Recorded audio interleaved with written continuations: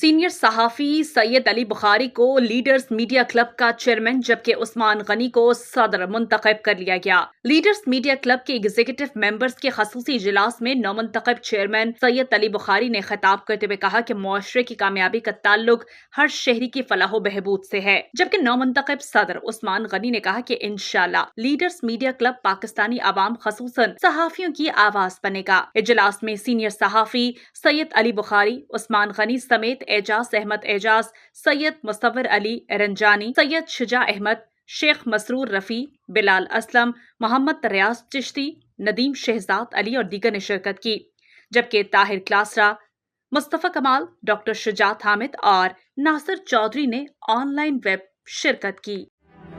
What does it take to dream, to aspire, to be better every day? It takes vision to pave the way for a better future. It takes discipline to create synergy.